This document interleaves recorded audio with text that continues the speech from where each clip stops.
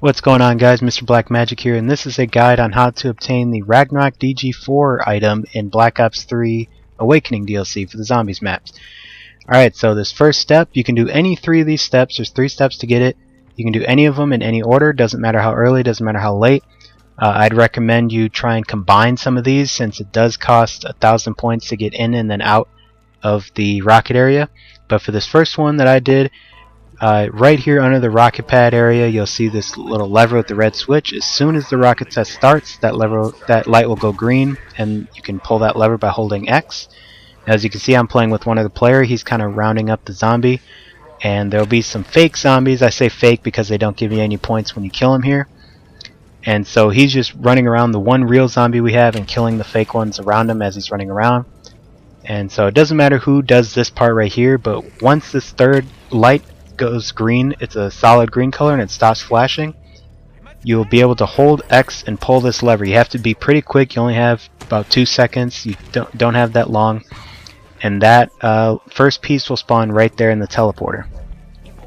Now for the second step, as I said, you can combine this with the Easter egg steps, and the first step requires you to take the teleporter and you end up in the rocket area, and one of these Panzer Soldats will automatically spawn on that step. But I didn't do it that way. They naturally spawn on wave 12. That's the first time they naturally spawn. So we just went up here. You can use this trap for 1,000 points. That'll pretty much lock them in place and makes them really easy to kill. So the first time you kill him, he'll drop it just right where he died and just walk up and pick it up like that. Now for the third step, back up here by the electric trap, you have to spend the electric trap, and it'll make the piece spawn in the air above you. Now there's 2 wonder spheres, the things that shoot you back and forth. So there's one to my right and one to my left. Now the thing will either spawn right here in front of this castle or right here out in the open sky. So depending on which one it spawns, you take either right or left wonder sphere, and it'll shoot you up through the air, and you'll snatch it right when you're in there. And I see it's right there, that little white glow. And to do this, make sure you have the pads activated. There's a pad right here at the bottom. That's the one for the opposite side. Then there's a pad that I'm about to land on. So you have a little bit that doesn't stay there forever. So once you hit the trap, once you see the spot, you need to go hit it. You have plenty of time, but it just doesn't last there forever. So now once you have all 3 pieces, like I said, it doesn't matter which order you got them in, you can just come to the crafting tables. There's a couple around the map.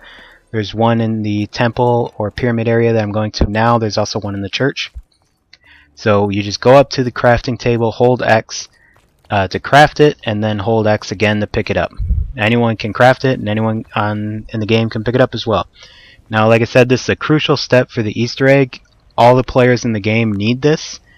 And it's worth noting that when you take it out by pressing both bumpers at the same time, depending on that's the default control scheme. Depending on your controls, it might be a little different. But when you take it out, if you see that bar in the bottom right, it'll start to drain. Whether I'm using it or not, it's the left trigger to use. So you see that little bar is kind of empty. Now you need to make sure that's full for the Easter egg step. So don't pull it out unless you're ready to do that step, because otherwise you have to do kills to refill it. And that's that step. So there you go.